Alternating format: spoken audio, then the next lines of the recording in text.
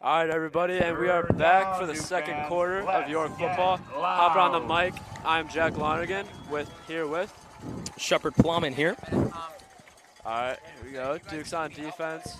Downers Grove North taking the snap. Quarterback looking to throw across the field to number 4. Wrapped around and taken down by Eddie Sika. A big gain there for the Trojans. Tackle made by number 25, Eddie Sika. Yeah. Yep. Nice tackle by Eddie Sika. Could have been better, but grabbed his shoulder pad and ripped him down on that one. Could have been a big gain if he didn't take him down there. A lot of green grass up ahead of him. Yeah, would have been bad. Trojans got a new set of downs here. York defense looking to make a stop. York Duke's running a 3-4 defense here. A little audible by the Trojans.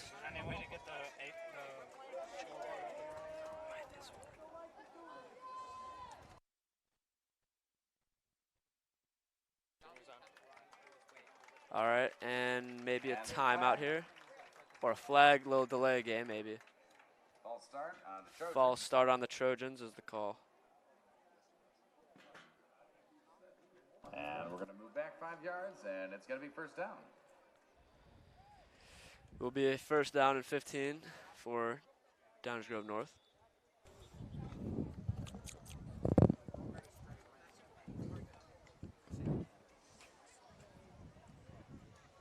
This is the camera that's on.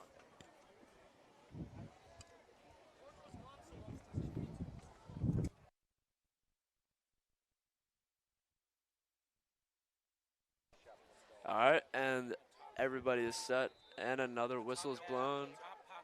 Getting ready to play here. Looks like another audible being made by the head coaches of Downers Grove North. If I was on that line right now, I would not be happy. I would just be like, Coach, give me the play. Let's run it. Little motion there by number 3. Trips right. Snap is made. Misdirection there. Big run. Get a pretty decent gain there by the Trojans. Yeah, that's a big boy. Yeah, he's a pretty big tank running through there. By number 33, John Hart.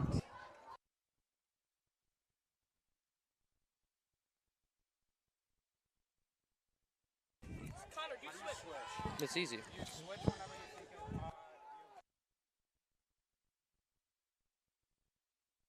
have no stats. Oh, background? No. Where's the one that has no stats? Oh, this one. Duke's looking to make a stop here. Force a big third down. Little motion by 84 there. Running across the field. Ball is snapped. Number 2, the quarterback rolling out to his left. Throw is made. Overthrown out of bounds. Yeah, we already got an injury here tonight. Our kicker, number 88, Brennan Kennedy, already out. Looks like he's got an ice pack on the back of his head here. Hopefully not a concussion, but that might be what it is. Yeah, you mentioned Brennan Kennedy as a kicker, but not also only a kicker. Plays basically every position that known to man out there. Yeah, plays D-end, offensive tackle, and some tight end there. It's third down. Big third down here for the Trojans. Duke's looking to make a stop, fourth down, get that ball back.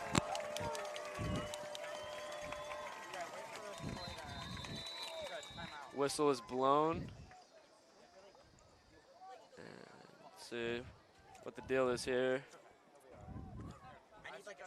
Moving the ball back a little bit.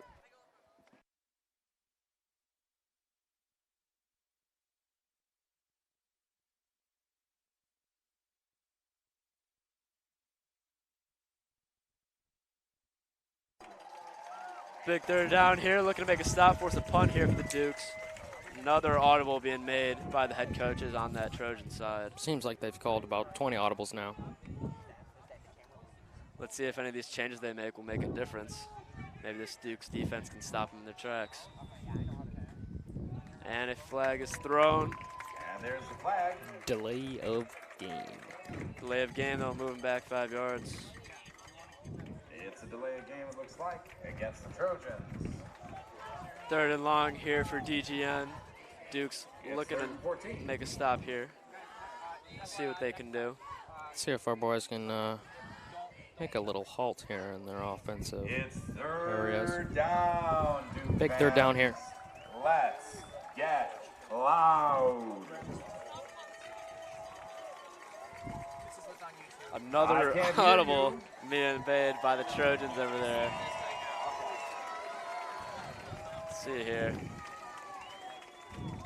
Ball snapped. Quarterback drops back, looking across the field, Deep downfield. press. The number 4 overthrown. It'll force a 4th and a mile. Yeah, that QB stared him down on that one.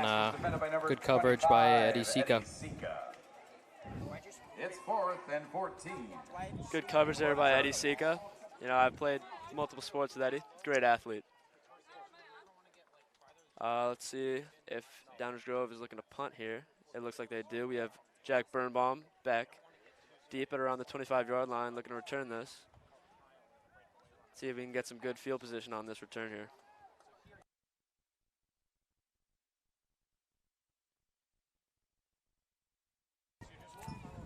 See how far this big guy kicks the ball.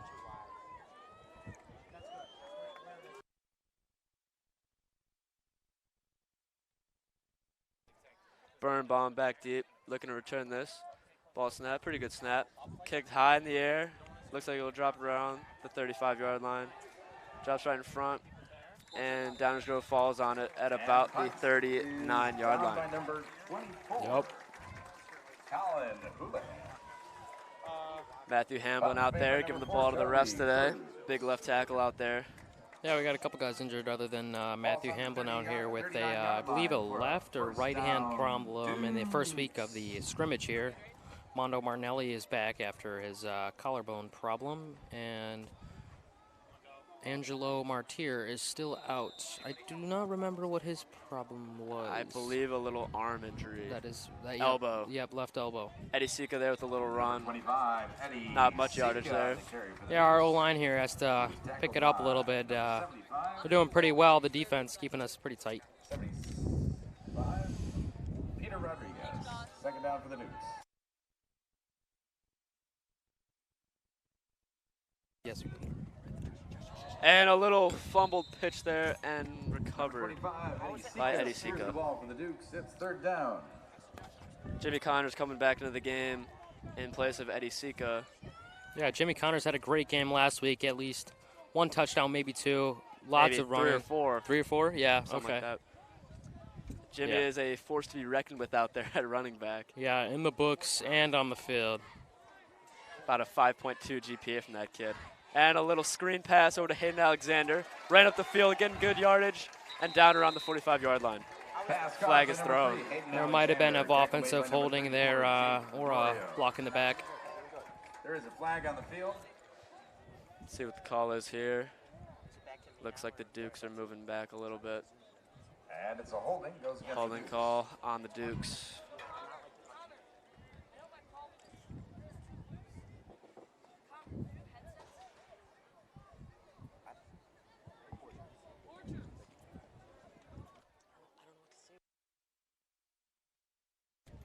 Duke's struggling here a little bit.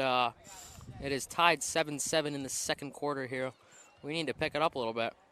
Yeah, this is the first opponent the Dukes have faced that's really been a challenge to them. Yeah, we've gone 3-0, right? I believe so, yeah. 3-0, and hopefully we make it 4-0 tonight here. Looks to be a good game so far in the early minutes of this game. 3rd and long. for 3rd the and Dukes. about a country mile for the Dukes here, looking to convert here, get some better field position for a punt. Yeah, we need to really pick it up here. See if they can get this ball. Oh, is that the quarterback out there I see? Oh, wait. 3rd down? My bad. 3rd down, yep. Bruno Massel getting set, getting his offense ready. Little screen pass to Birnbaum. He's got 2 guys there, and he tries to throw it. And I believe it'll just be an incomplete pass. 4th and 21 for the Dukes. Yeah, tough one on that one. The defense read that really well. They just blew right past that blocker on the left side and just got right to the wide receiver. Let's see what the Dukes do here with Brennan Kennedy out. I believe the punter coming in, and maybe most likely kicker is Quinlan Hughes.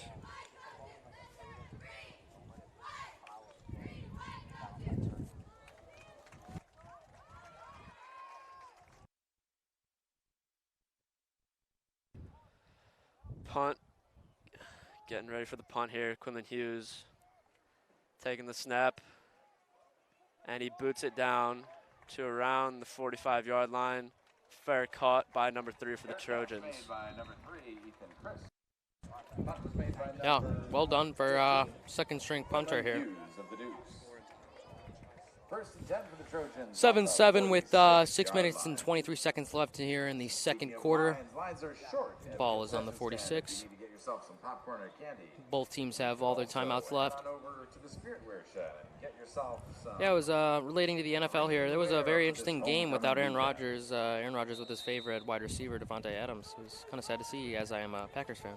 Yeah, Packers might have a little bit of struggle here this season without any big receivers for Rodgers to throw to. Yeah, all their linemen are out. Also, linemen are out right now, too. So, see if those Bears can beat him this year. And a little handoff there to 36, and he's blown up behind the line of scrimmage. Up the middle, right up that A-gap. That was well done by the defense Looks here. like Jimmy Connors and Tyler Hayes making the tackle. Number 56 coming in here, John Rennick. Moving over to the left end, we got Vaughn Martyr and nose, and Aiden believes. Who's 40? Jimmy Connors. Jimmy Connors on the right end. The last name is Martyr. No.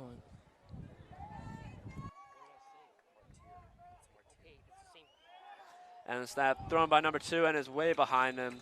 Good coverage there by George Angelos. And it will bring up a 3rd and 10 for the Trojans here. Duke's defense looking to make a stop here, bring up a 4th down so they can get that ball back and score before the half is over.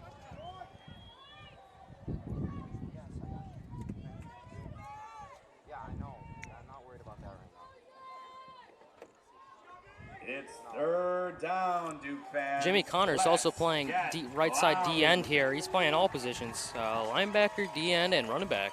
What's next for him, folks? And another audible call by that sideline over there for the Trojans. That is indeed getting a little annoying for the delay of game, but and the snap taken, throw down number 4. Big tackle there by Eddie Sika. Wrapped him for the 4th down. oh, played by Eddie Sika. Just watch it go right in him. QB stared him down. Great tackle. Brings up a 4th and 5 for the Trojans. A lot of things QB struggle with our age is staring their wide receivers down. They just look right at them, and it gives the defense a great read to just go right at them, play them tight, and not a lot of head movement around here, so it's easy to just stare at one person, throw it, and that's it. Duke's looking to make a stop here on this 4th and 5. 5 minutes left in the second quarter. Game is tied here. Tight ends in line, formation. And it looks like a timeout is called by the Trojans, I believe. Timeout called by Downers Grove North. And we'd like to take this timeout. We'll be right back after this Some timeout. of our sponsors.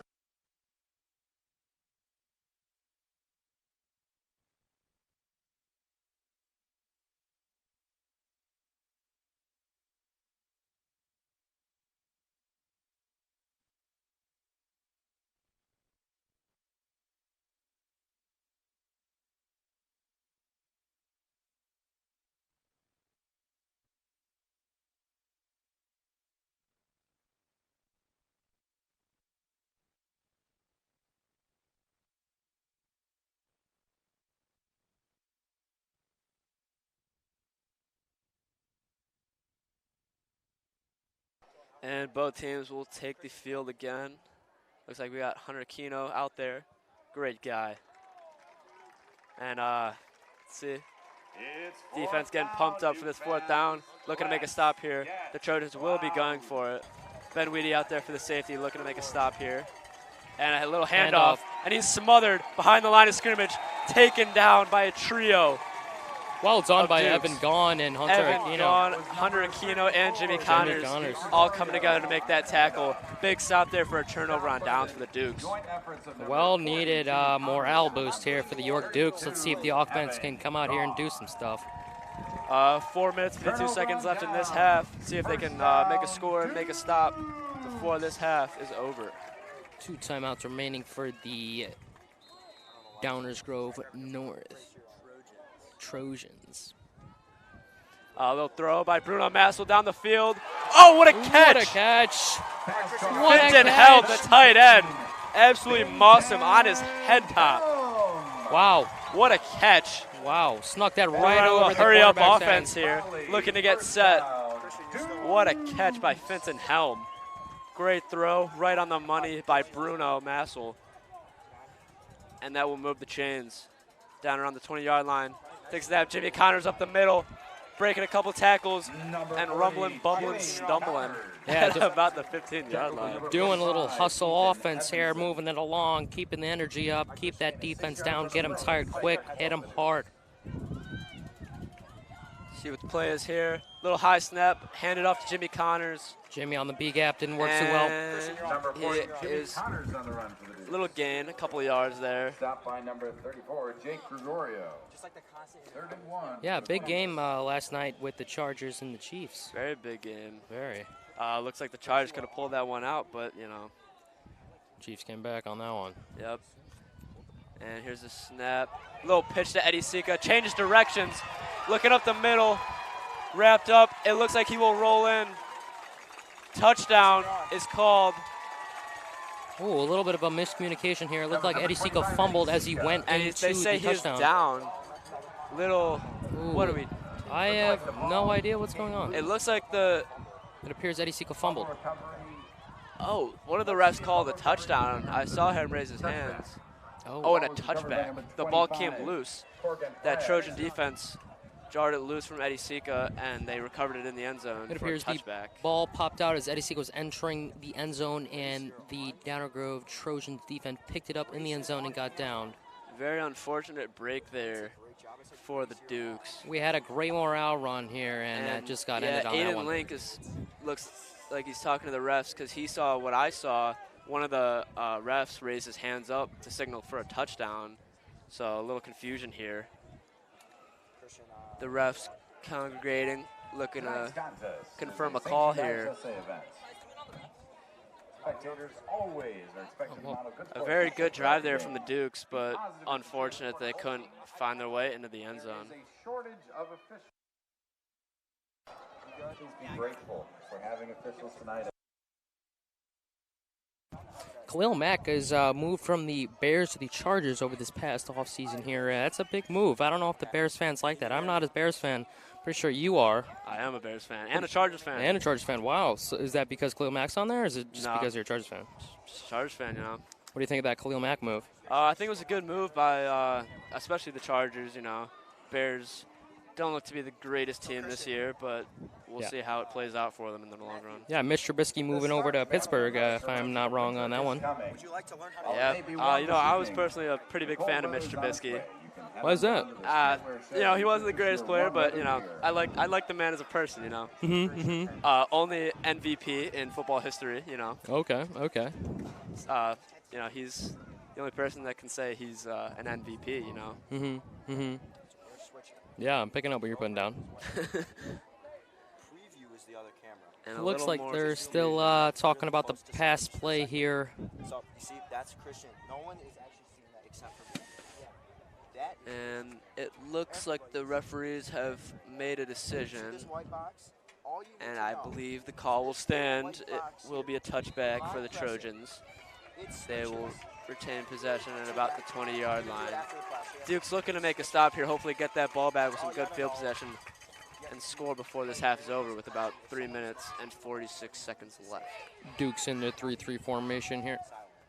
Snap taken by the quarterback, chucks it downfield, and Incomplete pass intended for incomplete number 12. coverage by George Danigelis. Number 4, George Dan Giggles, caught a little late. If he caught that, he could have ran on up there and caught that one. 2nd and 10 for the Trojans. Both of you. Both of you.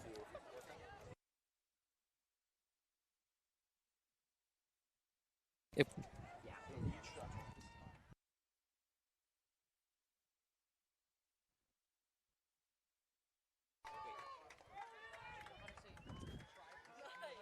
Second and 10 here for the Trojans.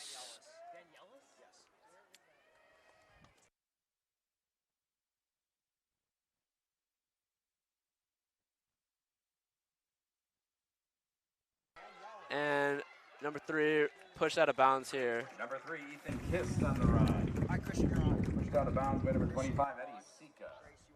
Eddie Seaga made the tackle there. Steroids on the play is third down. 3rd down and 4 for the Trojans.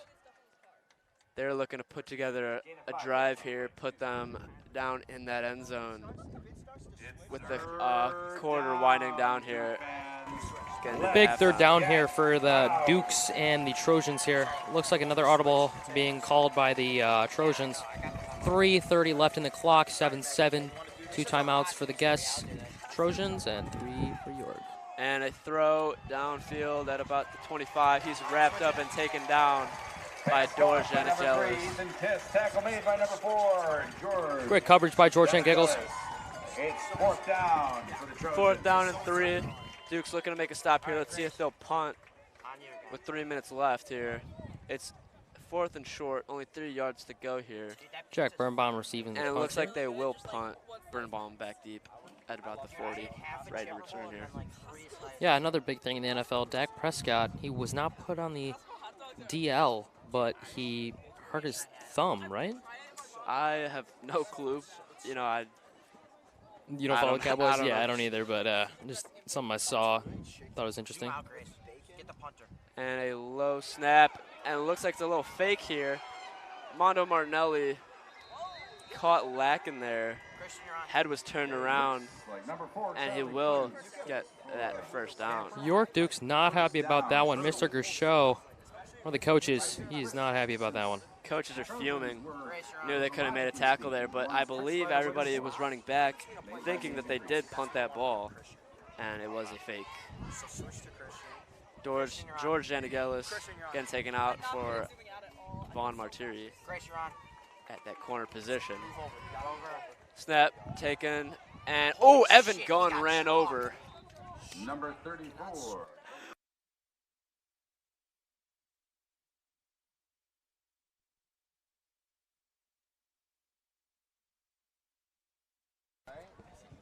Yeah, Evan Gong got trucked on that one by the tank of a running back.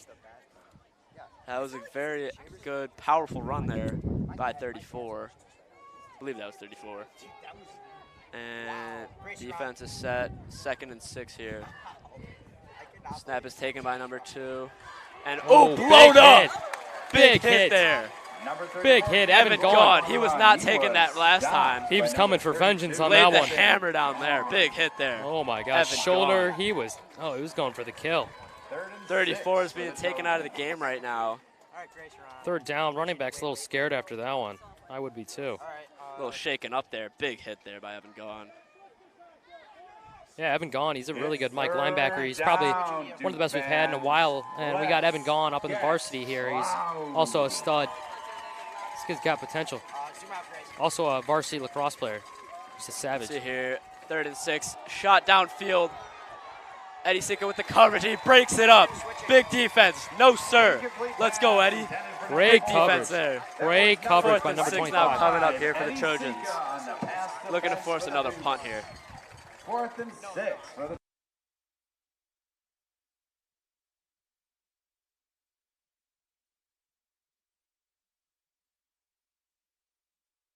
Big defense there from Eddie Sika, making a big stop there on 3rd down.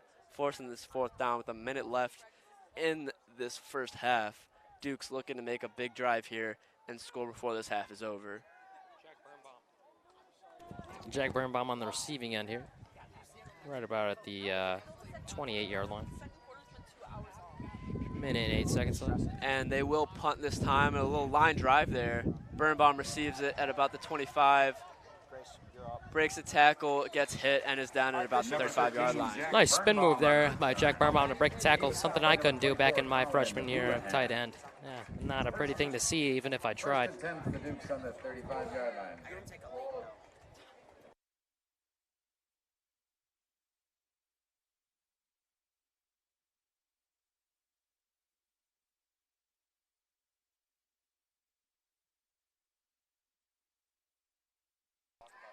And Bruno Masswell back out there. Takes the snap, rolls out to his right. He looks like he's going to scramble. 34 chasing him down, and a little flip toss there to Finton. Helm breaks a tackle, going back out, but bounces outside, breaks another tackle. Ball jarred loose, but it looks like the Dukes will retain possession.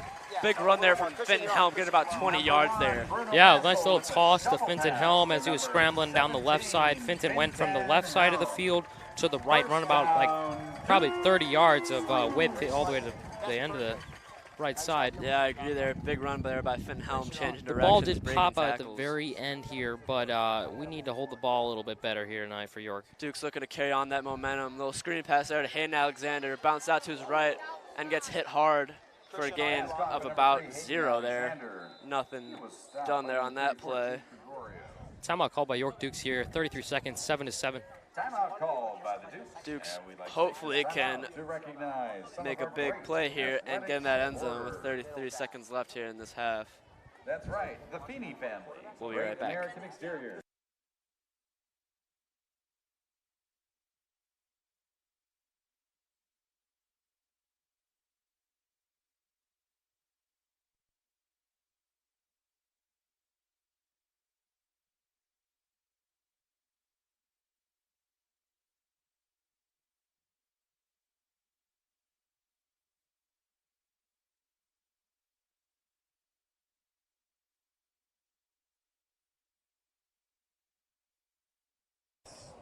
We got a homecoming tomorrow night here, folks. Pretty busy weekend here for me. I got a caddy outing tomorrow and Sunday morning, and then homecoming Saturday night, and then maybe shooting some trap on Sunday evening. Looks like a busy weekend there for you, Shep. Yeah, it is. Remaining in this first half. I got volleyball tonight from 8 to 10. Can't be here for varsity, which it's all right. I mean, I'll get my time. I got a couple years left here. And the Dukes coming back out here. Bruno Massel taking the snap, looking to throw. A little screen pass there, dumped out. Jack Birnbaum dropped it there, and it will be an incomplete pass, but however, stopping the clock. Oh, it appears his shoe fell off. His left cleat fell off on that one. That was an interesting play. Shoeless Jack Birnbaum. Sign off. Say your names and sign off.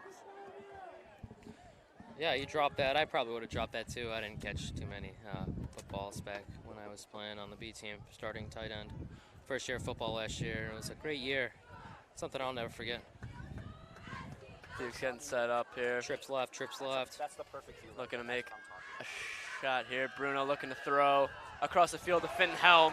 Running across, bounces outside around, and gets out of bounds at around the 30-yard line.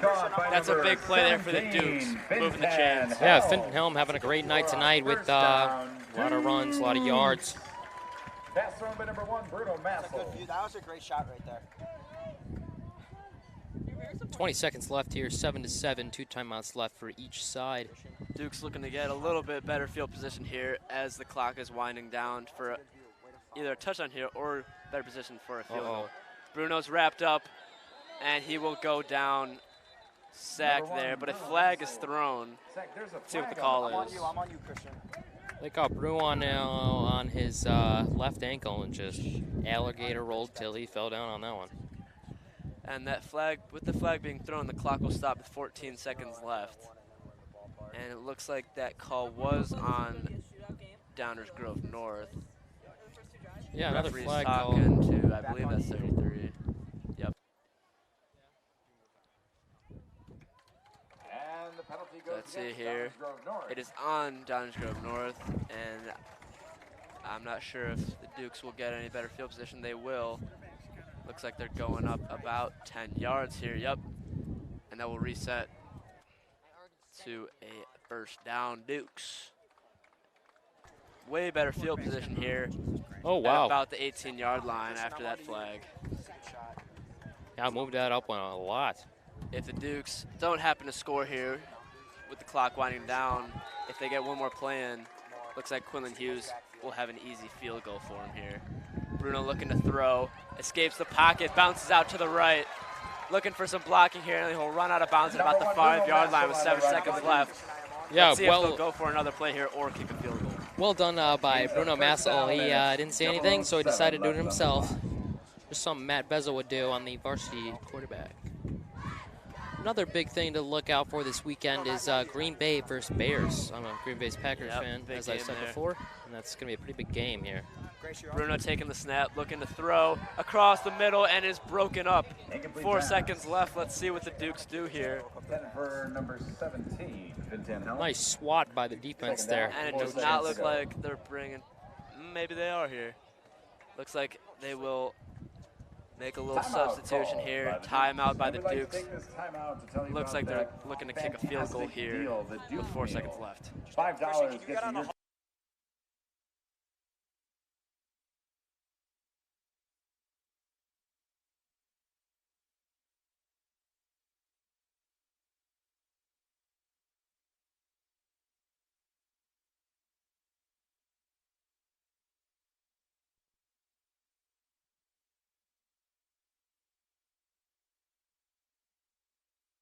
4 seconds left here for the Dukes.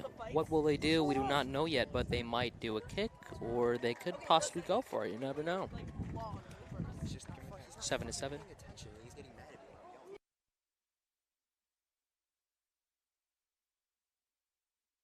And the Trojans coming back out there on defense, and it looks like they will not kick a field goal. They're going for it here. That's a risky play here. 4 seconds left. I mean, it is tied going to the half after this. You know, a big play here, a little touchdown here could put them up with a lot of momentum going in to the second half of football here. Let's see what the Dukes do. Jimmy Connors to the right of Bruno Massel here. Tight end on the left side. Dukes have put together a pretty solid drive here. A flag by, a penalty by Downers Grove has put them in very good field position. Let's see if they can put it in here with 4 seconds left. Another timeout here called, but this time for Downers Grove. Let's see what changes both teams will be making here coming out of this timeout. New wide receiver out there, Noah Moskal, put on the left side. He was in the tight end formation here. That's right. Stop by the membership table north of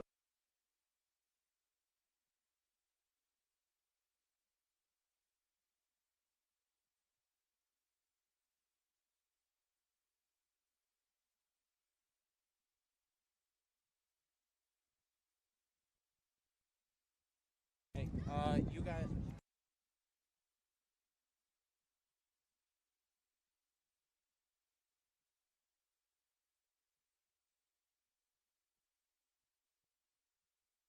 I have it. Okay.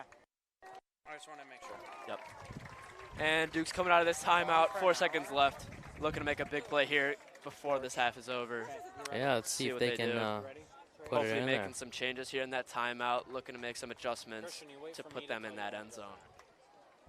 I believe. Looks like the Trojans are doing the same thing, coming out in a different set here. Looking to make a stop. Jimmy We got Garner to two the right. receivers out to the right. Bruno rolls out, pressure coming, breaks a tackle, escaping out, and touchdown Dukes! touchdown. Number 13, I believe, Jack Birnbaum with the touchdown. It Number is 13, Birnbaum. Jack Birnbaum with the touchdown. Well played With right time there. expiring in the half, Jack Birnbaum brings it in right in that breadbasket for him. Perfectly thrown by Bruno Massel, escaping outside of the pocket and delivering a dime there to Birnbaum for the touchdown. Yeah, Bruno Massel with the scramble and found his man there. Quinlan Hughes setting up with no time left in this half. And the kick is through. And the Dukes will go up by 7 going into halftime. A lot of momentum here for the Dukes. I'm Shepard Plamann. And And this is Jack Lonergan I'm here. Jack Lonergan. Everybody signing off. Thank you guys for listening. And we will switch it over. See you guys after halftime.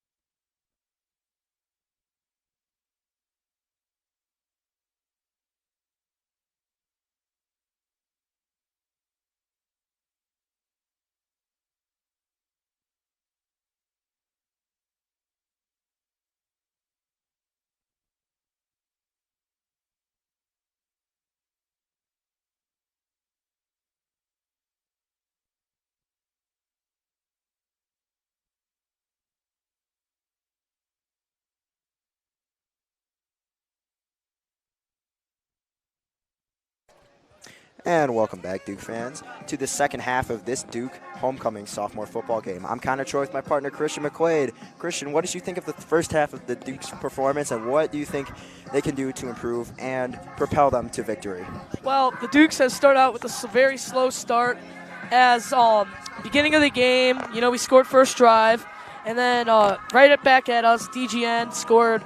Quarterback for DGN, quite an arm. He's a freshman. And he is starting for the sophomore team for DGN. He's putting up great numbers. They haven't had many opportunities to throw since the first drive, but we'll see what will happen in the second half. Brennan Kennedy out for the rest of the game as his pads are off, our star kicker, as he was hurt on a play. But our backup, Quinlan Hughes, has looked great. What do you think so far, Connor? Yeah, I think, like you mentioned, injuries have really hurt this Dukes team. I mean, last week against Proviso West, they were without linebacker Mondo Martinelli. They're still out without Angelo Martiri, as well as Matthew Hamlin on the offensive line. Martiri playing defensive end. Martiri's twin brother, Vaughn Martiri, will be playing, though. I believe he's a cornerback for this Dukes team. Keys to victory for me, continue the pressure on defense. We've seen this quarterback pressured a lot. Evan Gahn has broken through the line of scrimmage multiple times. He was a key contributor on the defensive side last week. And if you're Coach Bible, utilize both quarterbacks. You have two very talented quarterbacks on the team with Bruno Masso and Adam Yu. They've both been utilized together in the first 3 games so far. 3-0, this Dukes team, and they've just looked like a complete football team. Looking complete, but this DGN squad, they are very tough, and it is a tight game. Expectations are high. I talked to safety Aiden Link before the game. He said they've been working on it all week. They've been watching film, and they're just really excited to get this game going. Keys to success for me, Evan Gahn has had a huge first half, and they're going to have to keep that up if they want to win. Offense is going to have to take advantage. This game's going to be all about field positioning, and it might be a shootout if DGN strikes back first here. And the defense is going to have to keep up their performance. But we might see a little bit of Adam Yu here. I don't know. Bruno Massel got the start, but earlier this season they've been rotating snaps. Yeah, Massel has looked very good in this game so far. It'll be interesting to see, will Jack Barris get in the game? He had that explosive 75-yard run. I mean, he's a track star. He is unbelievably fast. Jimmy Connors has unfortunately fumbled the ball today. Are they going to reduce his workload? Because he is also playing linebacker after Brennan Kennedy did go down with that unfortunate leg injury. Like you said, pads are off. We do not have a word on his official injury, but that is a scary sight for a contributor on both the offensive, defensive, and special teams sides of the ball. If you guys didn't know, the Dukes could be up 21-7 here, but number 25, Eddie Sika, had the ball in the end zone. It was stripped, and he lost the ball, and DGN recovered it in the end zone for a touchback. Yeah, brutal fumble at the goal line. Yeah, we'll see if the Dukes will recover. They recovered after that as they scored. We'll see who will get more touches in the second half. Eddie Sika and Jimmy Connors have been playing great here in the first half. Pretty good. Our receivers have looked pretty good. We have only thrown the ball so many times, but Finton Helm moved us down the field with some big plays in that first half. That whole wide receiver core to me is really special. We have Finton Helm, Ben Aguilera, kick returner, punt returner, and wide receiver triple threat, Jack Birnbaum, as well as Hayden Alexander. Those 4 guys have looked really good, just making most of their catches, and they've looked really sharp in this first half as Massel has been looking at them a lot. The big question, will we see new wide receiver Caden Rule in the game? Recently transferred from IC, big frame. I believe he is 6'1 or 6'2", very fast, but will he get in the game? That is the question. Going back to the receivers, can't forget about Noah Moskal making some huge blocks in that first half. Number 8 out there for the Dukes. And speaking of defense, we have number 4, George Danagelis, as he's made some great big plays at the corner position today. He's broken up a few incompletions, made a few tackles, and he's looked pretty good so far, as well as Evan Gahn having a huge first half, as normal. Last game, he had 6 tackles at halftime, and then he didn't play the whole second half because he was put the backups in. So it's all going to depend on the defensive performance and the field position here for the Dukes for the rest of the game. To me, it's defense is probably the second biggest part. The biggest part for me is the offensive line. We've seen pressure get to Massel a couple of times, was not able to throw the ball away, loss of 3, 4, 5 yards. this line play to me is going to be the key to giving them the victory in the second half. Dino Majorno's leading the offensive line, Jack Bodak, as well as Jeremy Hernandez, just a few of the very important offensive linemen on this team. And O-linemen, they do not get the recognition that I believe they deserve, but they are just such a vital part to this Duke sophomore team. I don't know about you, Christian, but I think that is the #1 thing that will propel them to victory in this second half. Yeah, well, this DGN team's a lot bigger than all the other teams we've seen so far, so it's all about our O-line, like Connor talked about. These guys are really much bigger than Proviso West, Schaumburg, and Morton. They're tough, they're big, and they're just a lot different than we've seen so far this season. So this is a big test for the Dukes. And as the Dukes take the field for the kickoff, and I'm Connor Choi, this is my partner Christian McQuade. We are so very grateful to present you Duke sophomore football. And Quinlan Hughes will be kicking the ball off for the Dukes here, as he will take over for Brennan Kennedy, who right now is on the bench talking to the trainer, unpadded. Hopefully he will be all right. We'll see. I played basketball with him this fall, and he had a few ankle injuries, so maybe that's just what it is, hoping that he'll be back for next game. Yeah, his injury looked more like a leg. He was limping off the field. Could be the ankle, not really sure. Hoping to get an official word soon, as here's the kickoff.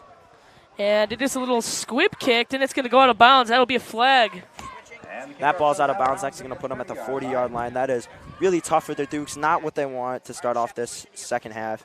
Hughes mostly taking on the punter responsibilities, not really used to kicking the ball off. So we'll see if he's able to come through and push through the adversary here.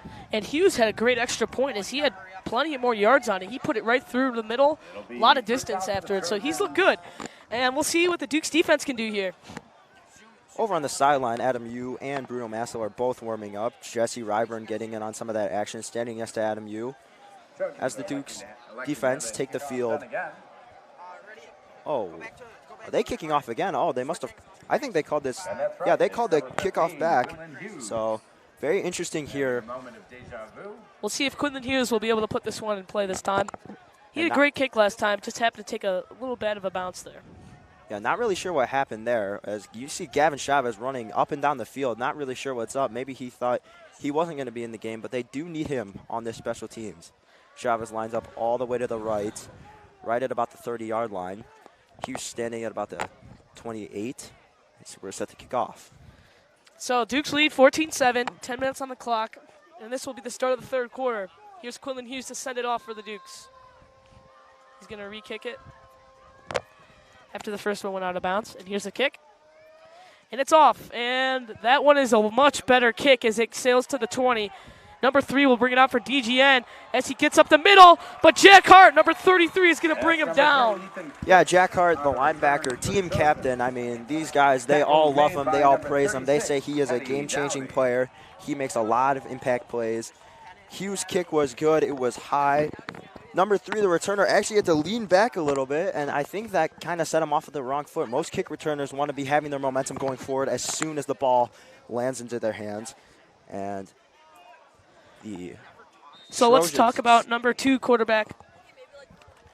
Number 2 quarterback, the freshman for DGN. He had a big throw in the first half. What do you think about that one, Connor? I mean, he has an absolutely electric arm. I mean, talking to Aiden Link, safety for this Dukes team, he has been talking about how important it is to be able to read him, read the field. They've been watching film on him all week. They have been preparing for this very moment. And there's the handoff to Jake Gregorio, number 34, as he gets about 4 yards on the carry. That will bring up 2nd and 6.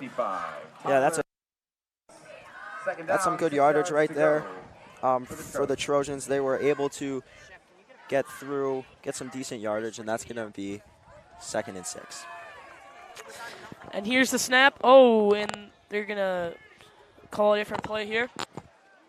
The Trojans, one of the few teams that use signs to call plays. U is walking up and down the sideline with the starting offense. Maybe we'll see a little bit of U action here. And here's a handoff to Jake Gregorio again, number 34. He's going to be short of the first down. Good stop there. What do you think about that one, Connor? That's just some good defense. I mean, props to the running back. He's able to fight for a couple yards, 3rd and 2.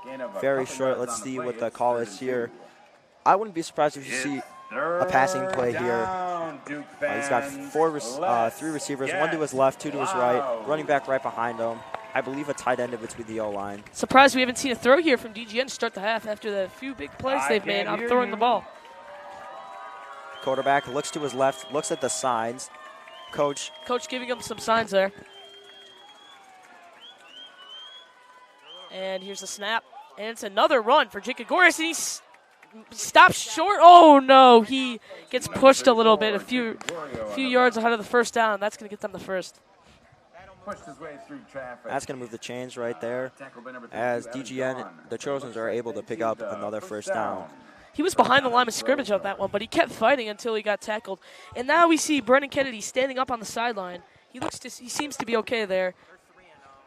Yeah, Kennedy on the sidelines chatting with a couple of his teammates. That's a great sign, standing on his own 2 feet, kind of moving those legs around a lot. That's a great sign. Here's the snap to 2, and it's a handoff to 31 this time.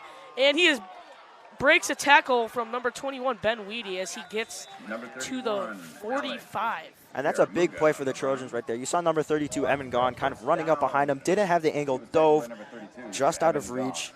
And Ben Weedy kind of the last line of defense before that first down marker, and he was able to break the tackle. So another first down for these Trojans as they are quickly marching down the field in this one. 7:40 left on the clock. We apologize. There is no scoreboard up right now. We are currently working on it.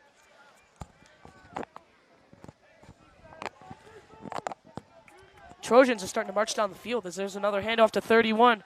And Evan Gaughan brings him down behind the line of scrimmage. And that's a big play. Evan Gaughan starting to heat up here. What do you think about that, Connor? Yeah, I mean, Christian, that's an explosive play. He is a dynamic player. Like I said, against Proviso West, multiple tackles for loss.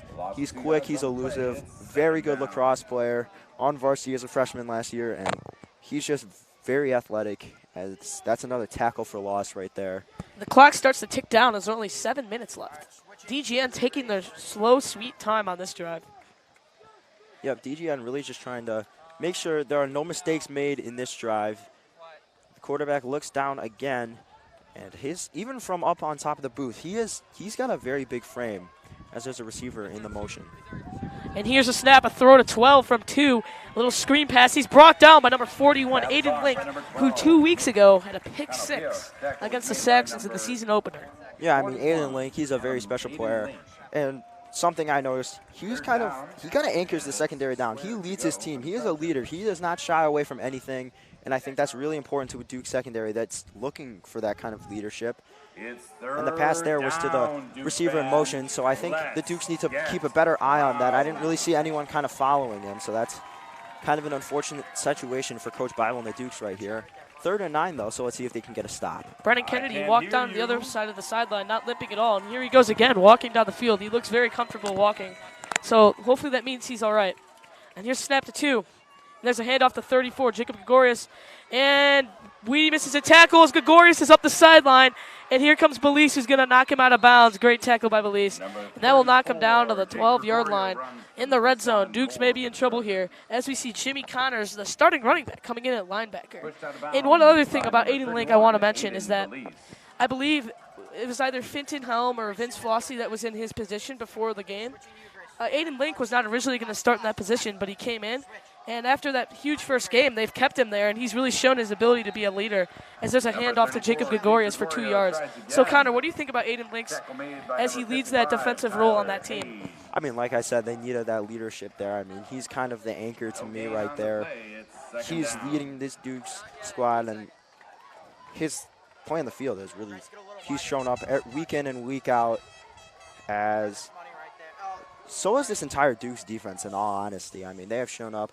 Bit of a struggle on this drive, lots of missed tackles due to the elusiveness of the running back. So let's see if they can rebound here. And here's another carry. They've been running the ball a lot, and he's going to break a few tackles, and there's a flag on the play. Might be a holding call. It's number 31. Kicks Evan Gaughan in the face with his cleat after he's down, maybe showing a little frustration there. Yeah, that looks like it's going to be a personal foul. Coach Grouchot, as well as Coach Ramirez, do not look very pleased with that as they get the block in the back, as the Trojans are going to move back 15 yards. And the Trojans, man, they've taken up way more. They've taken now up more than half of the time on the clock this second half. Really, I think they're just trying to run the ball down the field and establish the run and milk the clock as the Dukes. They don't want the Dukes to get the ball back because their offense has been pretty dangerous. I don't understand milking the clock on this one. They're down 7 right now as the clock hits 4 minutes and 50 seconds and counting. The quarterback kind of glances down to the sideline. The quarterback doing some signals, and they're holding up the signs for the plays. Interesting strategy, even with this big quarterback. I don't know what they're thinking here, but obviously it is working. Quarterback motions to the 2 receivers to his left, 1 tight end right beside him, and 1 receiver to his right. Receiver in motion. Here's the play. And here's another run. I feel like they've ran. Oh, foul! The ball is loose, and the Dukes got it. And we'll see who's got it as Eddie Sika looks ecstatic as Mondo Martinelli makes a big play for the Dukes. Yeah, and Martinelli there just, no, that's Evan Gaughan. Evan Gaughan able to get there and force a fumble, recover it, and that is just an amazing play right there by the Dukes.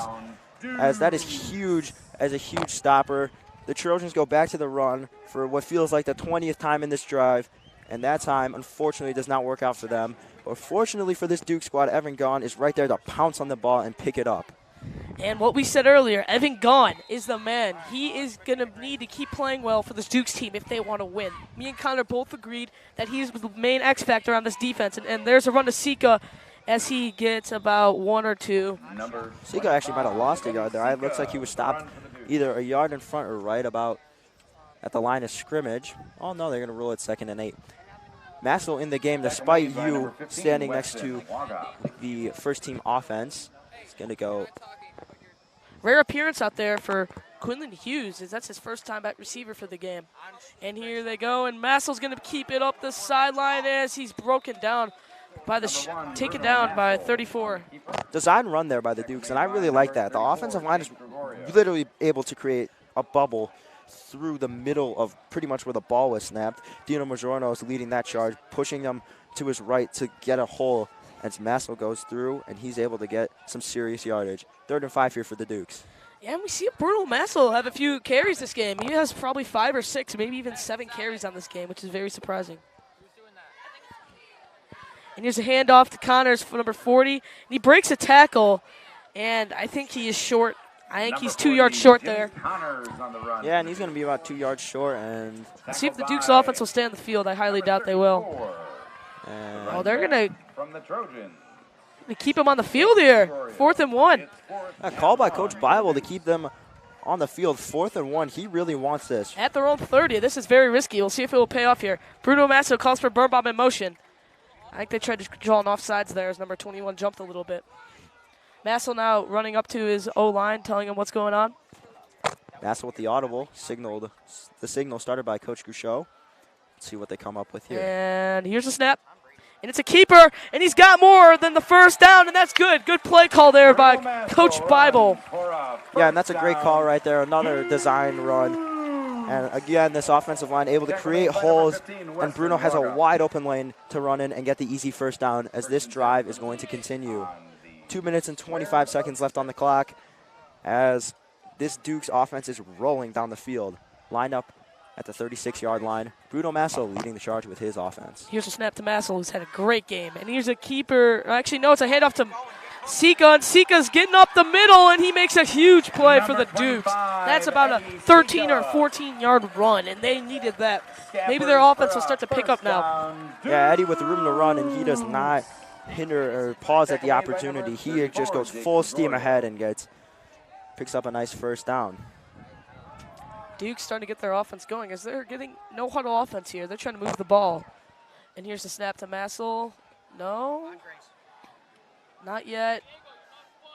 And then here's a keeper for Massel up the middle, and he's got the first down and more. That's a 12-yard carry for Bruno Massel. And that's great improvisation right there. I mean, that did not look like a design play. Bruno quickly looked to his left, looked to his right, saw that no receivers were open, and he just saw that there was a massive hole once again created by his own line, and he just took off. As it looks like there's an injured Trojan on the. Man, Massel's had a huge game. Has had a huge game for the Dukes as he's ran the ball plenty of times and succeeded. And the offense starting to move the ball here. With a minute 48 seconds left on the clock. Scores 14-7, your Dukes lead, and they have the ball. And stands are starting to fill up. They fill up at halftime, but now the student section's starting to really get pumped up and into their stands, and we'll see if the Dukes will be able to pull this one off in the sophomore game. And make sure to stay tuned, because after this we have the big homecoming varsity game against DGN, and this DGN team, their varsity team is very good, and this is a top matchup in the state for this week's games. Highly anticipated matchup going back to last year. I mean, we came to Downers Grove last year. We beat them, so we know they're out for blood for our varsity team. They want this game bad, as the varsity team is already here lining up, watching the remainder of this sophomore game. And here's a snap to Massel. Hand off to Sika. Sika's up the sideline, and he gets about 8 or 9 there. Great play.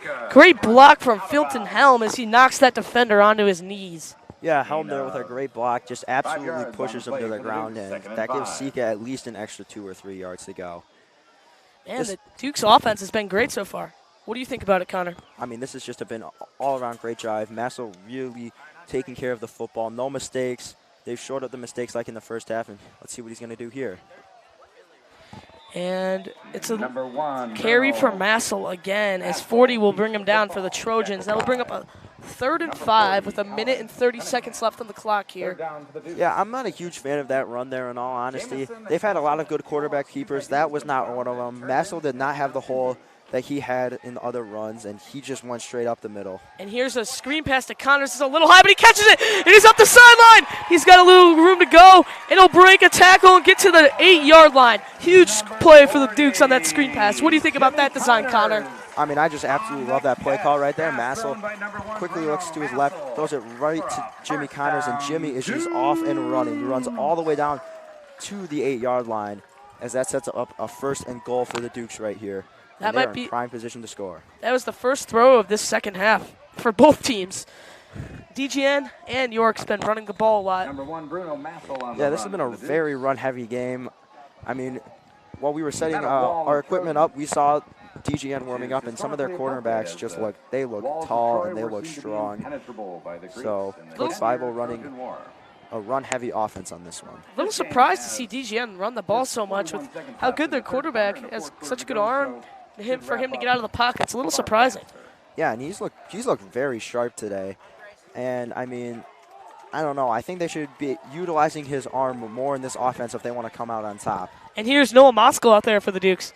And there's a handoff to Connors, and he's going to walk in to bring the Dukes lead up to 20-7 with 19 seconds left. And what do you think about this whole drive, Connor? I mean, I absolutely love this drive. It all started with the Evan Gone forced fumble. He recovers it, and then he goes, Massel marches his team down. Lots of runs, lots of design quarterback keepers, and what a way to end off this third quarter. 19 seconds left in the third quarter, and this has been amazing. What a drive by the Dukes, as here's Quinlan Hughes to kick out the extra point. Hughes, a 2-sport athlete, plays basketball and football, was on the freshman A team last year, and here's the kick. Up, and it's right down the middle. Oh, and the kid behind the upright could not catch it.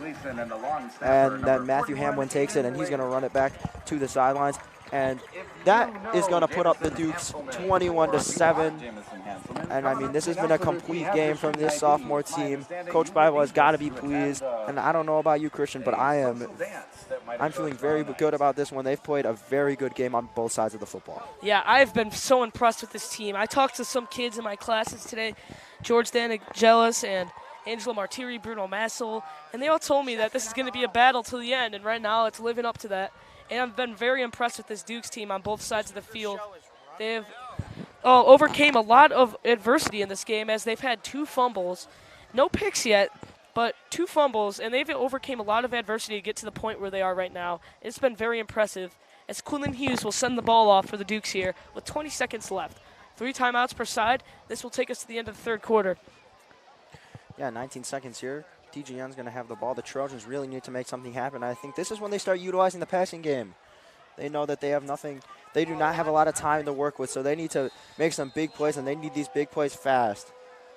Hughes to kick it off and to send it away.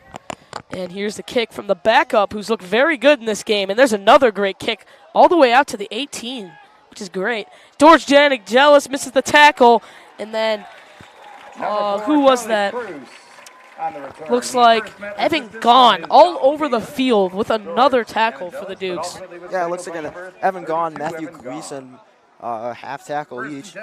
Mondo Martinelli was on his way to getting there very quickly, but he actually slipped around the 31-yard line, and that is very unfortunate, but not going to really matter as the returner for the Trojans probably would have ended up at around the same spot. Yeah, man, like me and Connor talked about, there's a few keys to success for this game, and the Dukes, our team has really covered all of them. We said Evan Gaughan's got to make a huge impact. He has. We said that the offense is going to have to take advantage of the field position they've had, and they have, and that they're going to have to overcome adversity, and they have. And no sign of Adam Yu this game, but Bruno Massel, man, has he been good at carrying the ball. Let's hear the snap for 2, and there's a perfect throw to the DGN tight end as he drops a wide open catch. And that ball was almost picked off by Aiden Link. Perfect read. He knows exactly where this quarterback is throwing the ball. Had some zip on the ball, and Link couldn't get in time. The ball was intended for number 3, and it actually hit the hands of number 12, and they are still jawing at each other kind of by the 28-yard line. And that is a complete miscommunication right there, and we'll see if the Trojans offense can recoup. There'll be 7 seconds left on the clock here.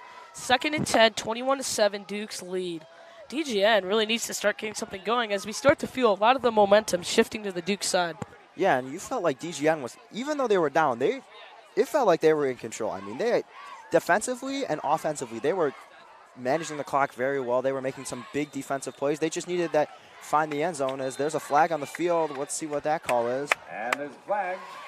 Yeah, Connor has been very right about that. It felt like when the Dukes were up 14-7 at the beginning of the second half, really felt like DGN was controlling the game. They were controlling the clock. They marched down the field as the Dukes made a huge play on that fumble forced by a few guys. I think it was Evan Gaughan who forced the fumble. But it really felt like DGN had all the momentum coming out of halftime, and they've really just let it go, let it right out of their hands, and the Dukes have taken advantage of it. Trojans on the 26 right now. See what they can make of this drive. They really need something big. 2nd and 15. And here's a snap to 2 as he fires a good throw to 3. It was a lot of zip on that. And he gets up the sideline 3 steps out. 2 or 3 yards short of the first. Maybe he was out of bounds there on the sideline, but it looks like he wasn't. Yeah, no, he just barely stepped out, and that is a good call by the referee right there. And the third quarter comes to an end. So we are going into the fourth quarter. Dukes lead 21-7.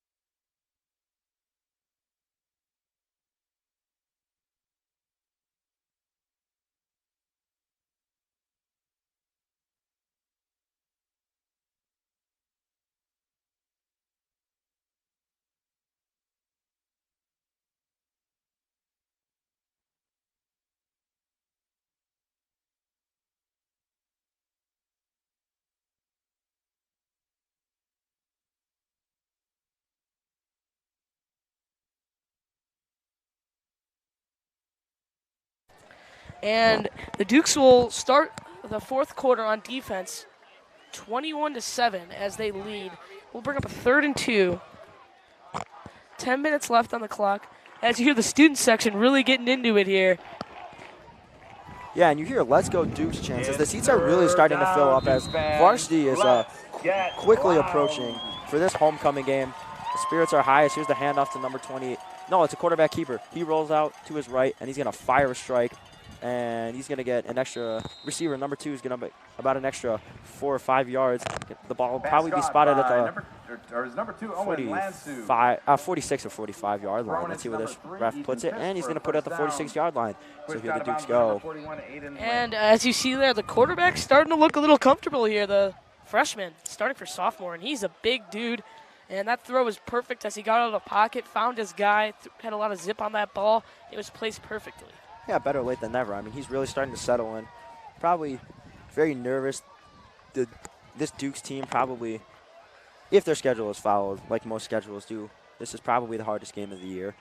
Under a lot of pressure as he's going to keep it again. He's going to roll out to his left. He's going to fire a strike. Wide open, number 13. He's going to go about to about the 26-yard line as he's stopped by number 12. And as you see, the quarterback really looks calm. Who knows, though? It might be a little too late for him to start, for their offensive coordinator to start calling these throwing plays. It's a little weird because I feel like they should have been doing this when they were only down by a touchdown and they had all that momentum. Yeah, I'm not a huge fan of the play calls post halftime. I think he could have utilized his quarterback's arm better, and he looks very comfortable against this Dukes defense. And this Dukes core, especially the secondary, they need to figure out how to stop the passing attack because right now, I mean, he is just throwing the ball all over the field. Yeah, DGN is marching down the field as there's a carry for 34 and a flag on the play. Number 34. And there's a flag on the field. Let's see what this is on DGN of York. And that is face mask. Yeah, that's going to be a face mask. And Coach Ramirez is saying something to the referee. He's telling him that is not okay. He kind of puts his hand, puts the stop hand in his direction, as I'm sure your parents have done to you when you were a little kid. Well, a little scary here for the Dukes is DGN is not taking much time off the clock, and they have moved the ball down the field really fast as the quarterback might be settling in a little too late. And, I mean, that face mask penalty, he's got to help him a ton. 1st and 10, the ball's going to be moved up all the way to the 19-yard line. And let's see what the Trojans can do here in prime position to make this a one-possession game. 9:39 left on the clock. And here we go. Number 2. He's going to fake the snap. No snap. Looks to his right. There's another flag on the play. Flag. Oh, and you're right. There is a flag on the play. Let's see what this one's about. Hopefully a false start here. And false start. Yep, I was right. And maybe that is the makeup call for the past face mask, hopefully. False start on the Trojans. Number 36 in the backfield does not look very pleased about that call. And, I mean, late in the games, we saw it, Proviso West, some of the Proviso West Panthers did not look happy about some of the flags late in the game, and that's kind of the story for this DGN team. The Trojans, late in the game, not very happy about these penalty calls, but the question is, can they rebound?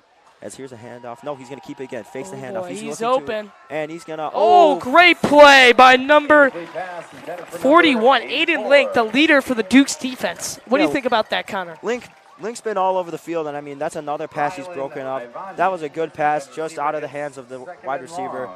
And if you're the quarterback, you kind of got a feel for him. I mean, he is making all the throws. Just the Dukes secondary has been all over his receivers this entire second half, and he's just hoping he can find an open man. I don't know about you, Connor, but I'm starting to feel that the DGN momentum, or the momentum is starting to shift back to DGN here on this drive.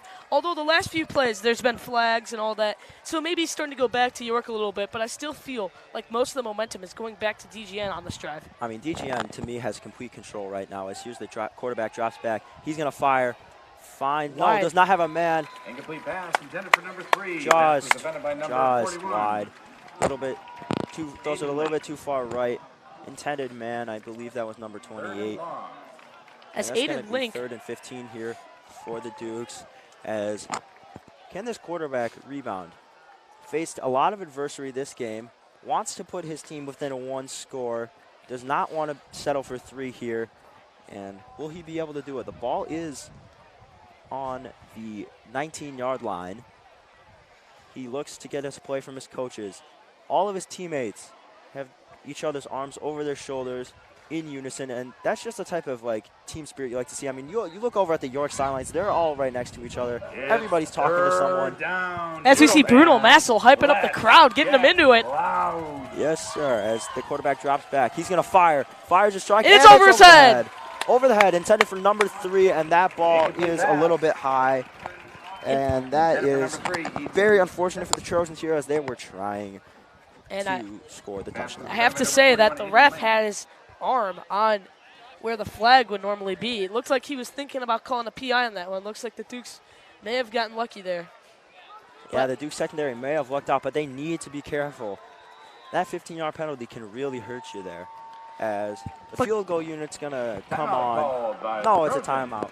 Trojans timeout, and we will return in a little bit.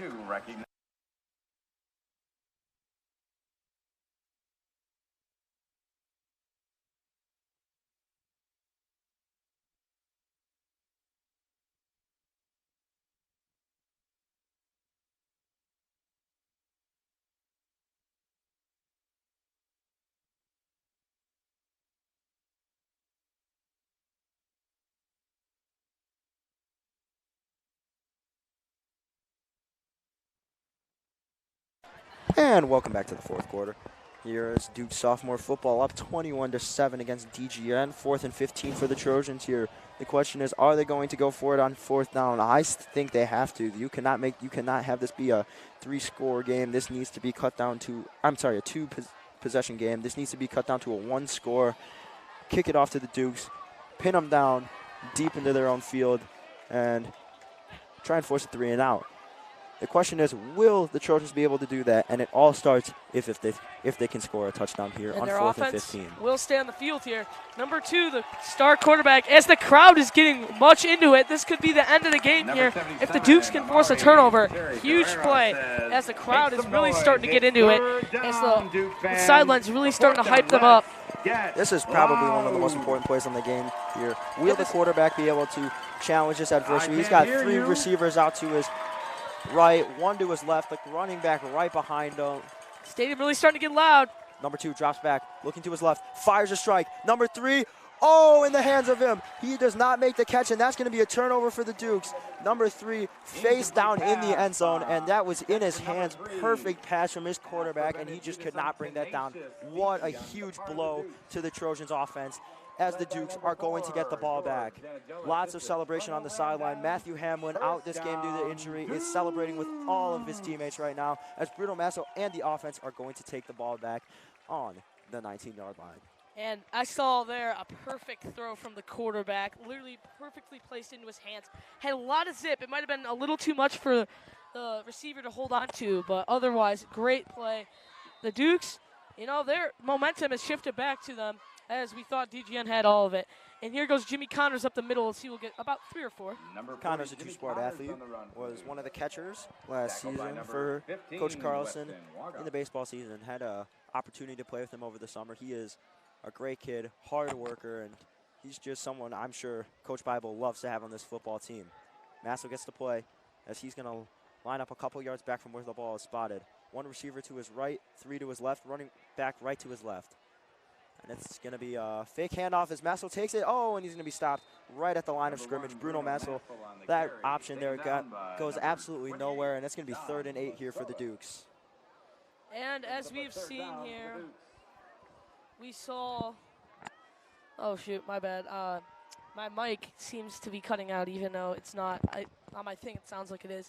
But momentum here starts to shift back to DGN, as their defense is stepping up. And one thing we have noticed is that, the Dukes have not used Jimmy Connors as much as they did in the first half, as Bruno Masso is going to get out of the pocket, and he's going to keep it, as it looks like they're going to have to punt here, which is not too good, not looking too good here. Yeah, the Dukes going to have to punt. Masso also went out of bounds, which is not good with clock management. 8 minutes left on the clock here, 21-7 Dukes, and the punt team comes out. Quinlan Hughes to punt it away. Masso jogs off to the sidelines. Number 15 comes off the sidelines, as we are going to see a punt. Lawn snapper and safety Aiden Link is going to snap it to Hughes, talking about it in their huddle. DGN ready to go. There are 2 punt returners lining up at about the 45-yard line. One of them, number 3, is talking to the referee. Wonder what that conversation's about. Coach Bible is signaling on the sidelines the play he wants to run. One thing about the DGN Trojans is you can never count them out with how good their defense has played today, only holding the Dukes to 21 points. And that is by far the lowest number of points they've scored all year. Obviously, they've one of the toughest opponents yet, as here's the snap. Link snap a little bit high. Hughes going to recover, and he's going to boot it away. Gets it off just in time. Ball bounces at the 50-yard line, amazing. And DGN's going to let it roll, and it's going to stop at the 42-yard line. And that, what could have been a disaster for the Dukes, turns into something very good work by Quinlan Hughes right there at the 42-yard line. Number 42 for the Dukes is Paxton Bresnahan. That's your fun fact for the day, ladies and gentlemen, as this DGN offense is going to take the field.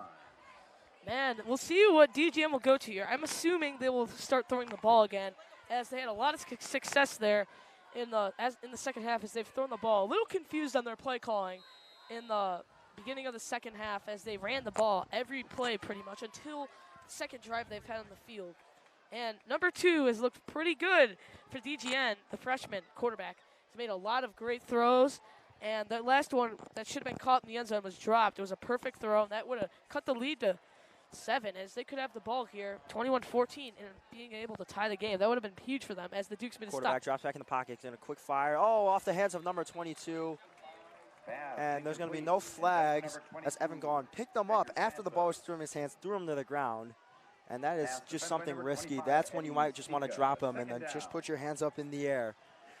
But no flag called, and this quarterback is probably having a tough time. Lots of balls in and out of his receiver's hands. That ball was a little high, though, as it's going to be 2nd and 10 here for the Trojans. And we're seeing a very close game here. Duke's defense only holding this offense to 7 points as 2 will drop back. And he's going to fire a deep ball for his open receiver, and it's placed perfectly into his hands as he gets to the 20, into the red zone, and the Dukes may be in trouble. And that's a perfect throw right there as number 2 is able to just launch a deep ball. I love his pocket presence right there. I absolutely just love his ability to extend plays. Kind of reminds me of Justin Fields against the 49ers, able to extend plays, and that is just something that is a big ball to the Duke secondary as that moves them down the field very quickly. 7 minutes and 30 seconds left on the clock. Number 2 looks to his right, looking for the plays. I would not count DGN out, man. 7 minutes on the clock, plenty of time here. They're controlling the clock very well. And number 2 touches his helmet. Can't help but assume that's his type of plan as he drops back. He's going to fire quickly, and the ball's over his head. Intended for, I believe, is that number 84, number 25, Eddie Sika in coverage there, and that is very, very nice coverage right there. The ball was a bit high. And, you know, one thing these receivers might not be used to, this kid has the most zip on the ball I think I've seen from an opposing quarterback all year. And as we said, he's a freshman. And last year, maybe their quarterback just wasn't getting the same zip on the ball. We see a lot of kind of rainbow throws, especially when you're throwing it farther and farther down the field. So maybe they're just not used to the reaction time that they're used to getting. As there's a handoff. The running back's going to take it. He's marching down the field. Oh, and he bulldozes over number 4, George D'Angelis. Having gone there with the tackle. It's a very good tackle there. George D'Angelis kind of ran over there. Hope he's all right. Looked a little bit shaken up, got up quickly, and is back to covering number 12 for the Trojans. To me, Eddie Sika and George D'Angelis have had both huge games. They have been playing very well for this Dukes team and made a huge impact. We have not mentioned them much, but they are playing well. Number 2 drops back, rolls out to his right, looking for a man. He doesn't have one, and he's going to run. And that looks like it's going to be a first down. Checked out of bounds. And that's a keeper for the quarterback there. And that's going to be a first down. Gaughan checks him out of bounds like you see in a hockey game. But that's not going to matter as the quarterback picks up the first down. 6 minutes and 25 seconds here. DGN needs a touchdown here. You see Coach Bible and Coach Duchot both on the field, both signaling to their defense, trying to get their attention. And let's see what happens here. DGN looking to the sidelines. Number 2, pats on his right thigh. Not sure if that's a signal or is just getting a little bit nervous. The pressure is high, super high stakes on this homecoming game for these sophomores. Both sidelines very into it, very excited, jumping up and down, hoping, praying. Rare sighting to see as the DGN student section is filling up. It's pretty far away from York. Downers Grove, 15 minutes away. There's a strike. Oh, in the hands of number 3, and he cannot catch it. That is a huge blow. If he caught that, that would have put him at the 5-yard line, and he would have been out of bounds. But instead, it is 2nd and 10. And to me, Christian, that is a ball you need to catch, especially in this type of situation. You need to come down with that perfect ball. Wasn't high, wasn't low, right at the chest, in the hands. And I think you have to catch that. I may have to mention, though, that's not the worst thing that could happen. He probably should have caught that 100%. I agree with you, Connor. But it also stops the clock. which is much needed right now. But Connor makes a good point. If you're in the situation, you have to make that catch, but it's not as important as it usually is. 2nd and 10, the quarterback drops back. Number 2 fires a strike, and that is way long. No chance. And that's Dr. Bagdasarian on the sideline, scooping the ball up quickly, standing next to Mrs. Martinelli, gym teacher, also the mother of Mondo Martinelli. And Mrs. Martinelli is my swim teacher, very good swim instructor. As this has just been an all-around great game here, folks. 21-7, 3rd and 10, 6 minutes and 16 seconds left on the clock. The Trojans with the ball. Can they come through? Brendan Bassing a little shaken up on the sideline.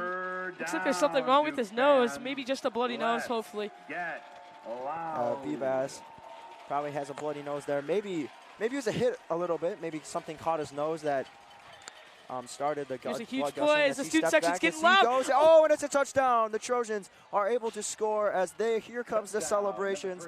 Number 3 catches it from a strike from number 2, and that is unfortunate here for the Dukes. 21-13, Trojans are within 1 possession of tying this game. And what we saw there was just O-line held him for a while, just gave the quarterback plenty of time to throw, as he gave a lot of time for that receiver to get downfield and make the play.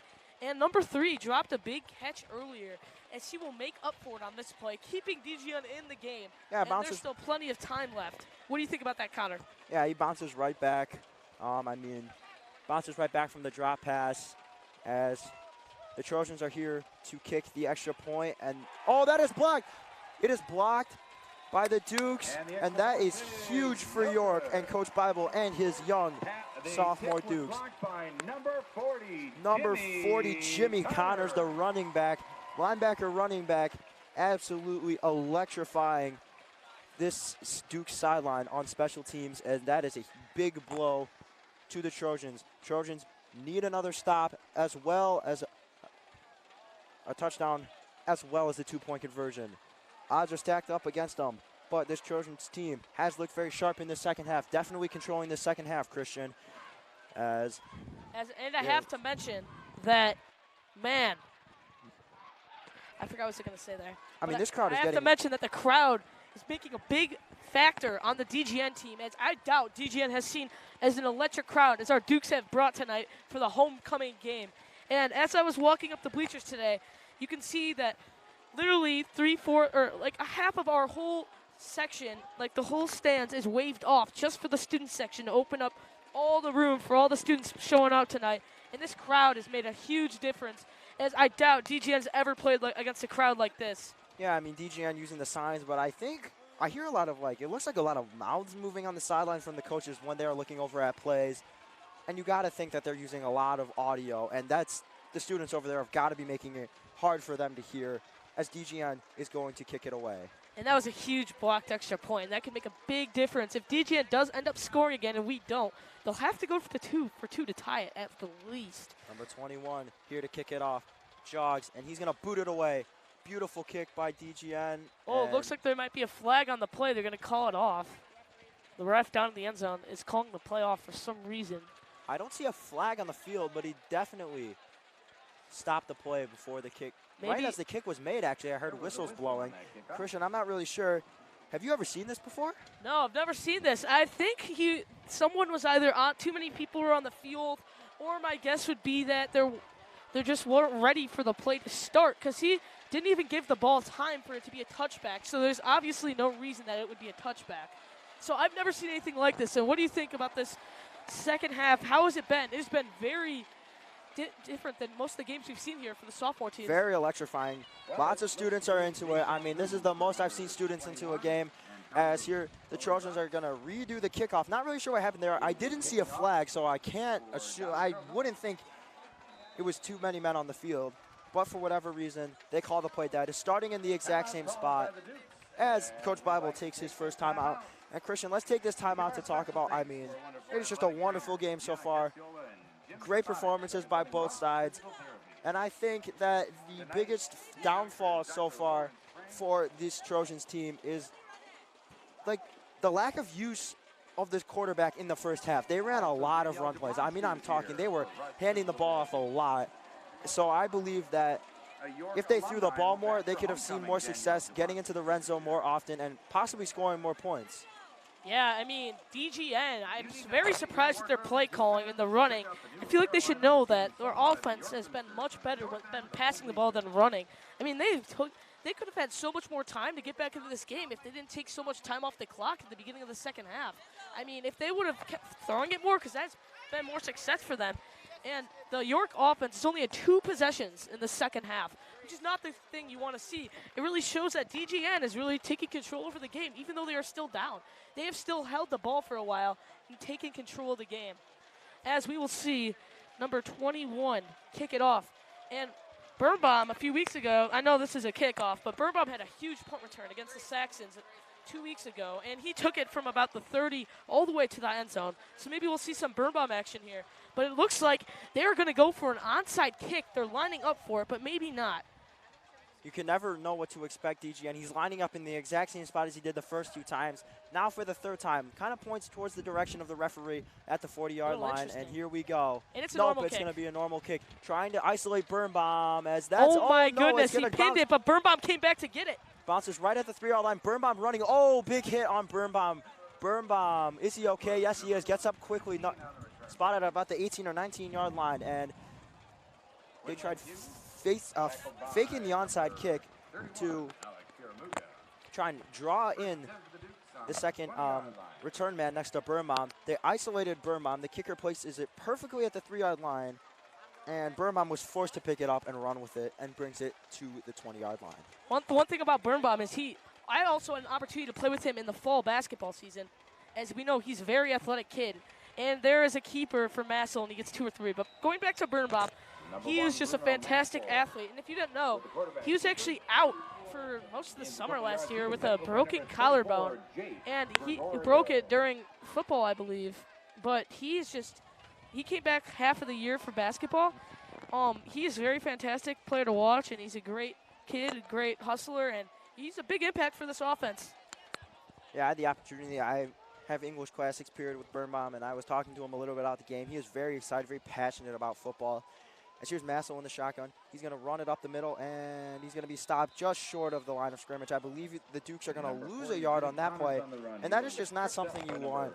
If you're the Dukes here, you're going for a score. I know you have to manage the clock a little bit. I'm not saying throw deep passes like the Trojans have been, but, I mean, these quarterback keepers up the middle, there's no hole. I'm not really sure what the Dukes are looking at. Yeah, I mean, in this first half, they worked very well, as Massel was averaging about 10 yards per carry on those. But in the second half, the DGN's really fixed up those holes in the defense, as they've been reading those plays every time. And the quarterback keepers have been a little questionable here, as we might turn the ball over and give DGN time. As Massel goes, he's going to hand it off to Sika. Sika stutter steps, and he's going to go down at about the 25-yard line. But there is a flag on the play. Let's see what the refs call it here. Hopefully it's not a holding call against the Dukes. That would be really awful. Here we're waiting on the call. Awaiting the call. The ref kind of throws his flag towards the sideline, throws it at his co-worker. One of the biggest calls of the game here is we might be able to give the ball back to DGN, as DGN has had a huge 4th quarter. And it is against the Dukes, and looks like DGN will probably decline here and force them to punt. But Bruno Massel staying on the field, the quarterback. So it looks like they're going to accept the penalty. So I believe instead of being interesting a 3rd and 10, it's going to be a 2nd and 15. Huh. No. That was a 3rd down. 3rd and 20. 3rd and 20. See, what do you think about that? I feel like, personally, if I was a coach, I would just make them punt the ball away. I mean, I don't know why they would take that, because now we're giving the Dukes a shot. Well, that's good for us, but if I'm in that coaching position, I don't know why you would want to take that. But what do you think? 3rd and 20. It's really hard to get 20 yards, Christian. And in all honesty, I think that, you're just going for, trying to keep them farther back so you can get better field position. I can understand this one as Massel awaiting the snap from his center. With as explosive offense as York has had this game, you really think so? Yeah, I believe so. Here's Massel. He's going to hand it off to Sika. Sika's going up the middle. And Sika's got some room to run, and he's going to be stopped. Gain about 5 yards. And it's going to be a 4th and 15. That's going to force the Dukes to punt and give DGN some time. Maybe accepting probably some good field positioning, too. Accepting that penalty definitely helped them there. They're going to get even better field position than if they force them to punt there. So And Connor was right about that one. Good call on the offense or on the defensive end there from DGN's defensive. just under 4 minutes remaining in this game. Duke's about to punt it away. Quinlan Hughes out again as the Trojans are going to get the ball back. Number 3, the return man who caught the big touchdown earlier in this game, lines up at about the 46-yard line, standing right next to the ref as Hughes to punt it away. Link the long snapper. Lots of protection. He's got Tyler Hayes kind of protecting him. Tyler Hayes, a very big and strong kid, so that's someone you want protecting you as a punter. And we see the varsity team starting to march down with the marching band from the school in between the end of this fourth quarter. That's going to be a delay of game on the Dukes. That one goes against the I don't know about that. That might hurt them a lot, as it could give them even better field position, unless Quinlan Hughes can make a very good kick. We know we've seen him punt the ball away once already, and he did a great job. And in warm-ups, he looked great at punting too, but I don't know if he'll be able to get it past. Oh, mixed signals here from the refs. Coach Bible is livid on the sidelines. I think he wanted a false start there from the Trojans. Hughes to punch it away from the end zone. He's going to kick it. Oh, they might have gotten a piece of that a little one. bit. Oh, And 3 drops it, but he recovers it. That could have been disastrous for the Trojans there. And that is giving the Trojans great field positioning. What do you think about that one, Connor? Yeah, I think that it's been really impressive how the Trojans have been able to stay in this game. Defense this half has looked incredible. I mean, after the touchdown, they've been very sharp as the quarterback is number 2 about to take the field again. As we've stated multiple times, he is a freshman, and I'm excited to see what he can do.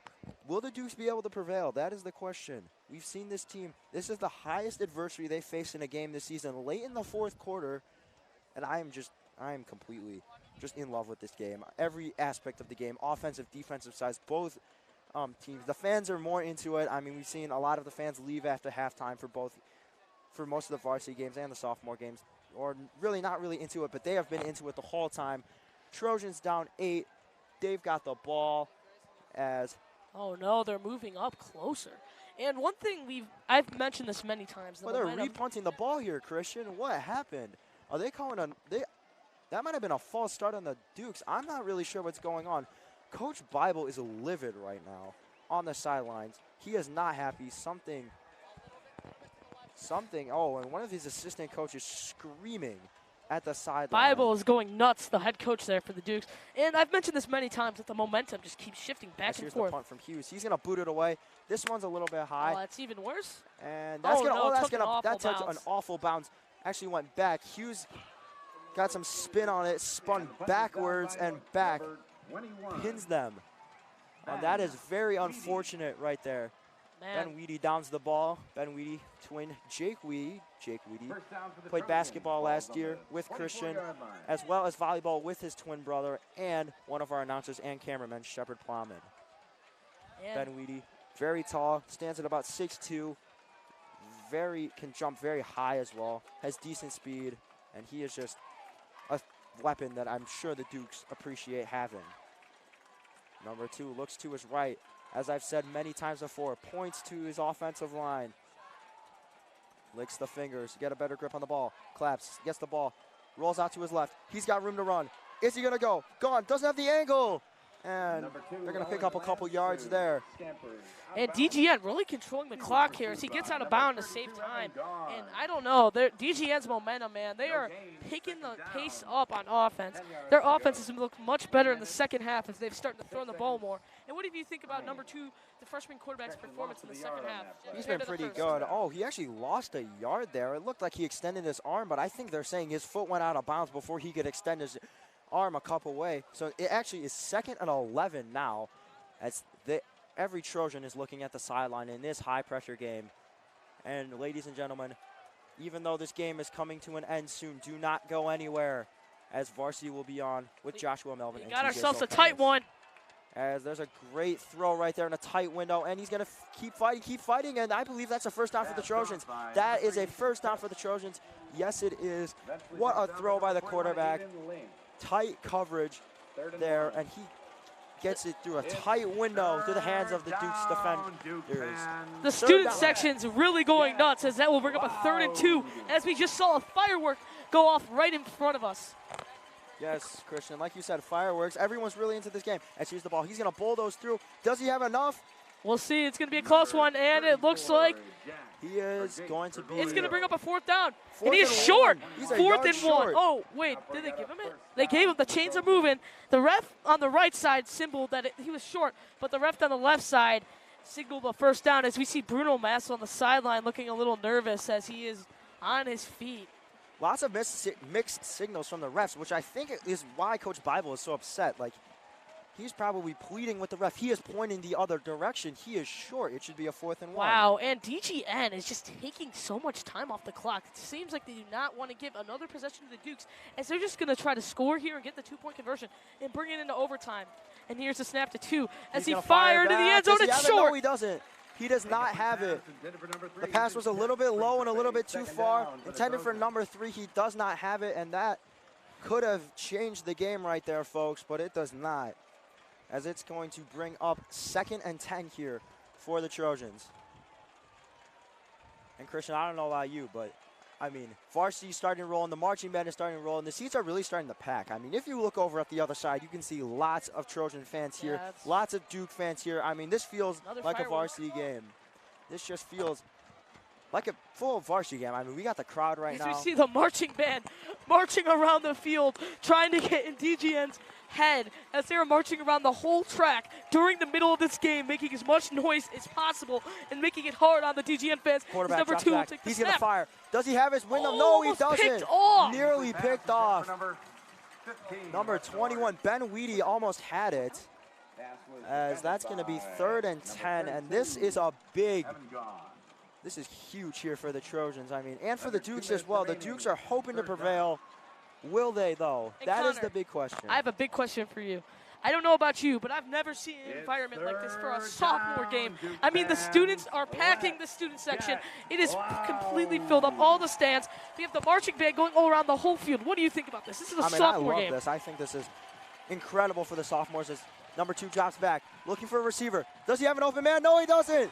The pass is wide. The pass George is wide. Danigelis with a huge play. Danigelis comes up from behind, is able to just not let him get there. I think if Danigelis is not in the way, I think he gets there and makes the catch, or at least gets a hand on it, as the throw was a little bit high and out there, a little wide for his intended target. And wow, what a scene here at York High School. The school spirit is crazy, and this crowd is rocking. Clarence D. East Field is rocking. Our whole student section is rocking. Let's go, Dukes. Number 2, he's about to, tries to get the encroachment, does not get it, looks down to his right, looks at the sideline, and it looks like a timeout is called. The Trojans called the timeout, and Christian, now that we have a moment to sit down and talk about the game, this drive to me has been 2 sides of one coin for DGN. It's day and night to me. I mean, DGN marched down the field. They had great field position. This quarter, actually, they've had great field position. They scored the touchdown. Then they forced the punt, which they had to do 3 times. Something lucky number 3, right? They had to kick off 3 times. They've had to punt 3 times. 3 is just not the number for the special teams.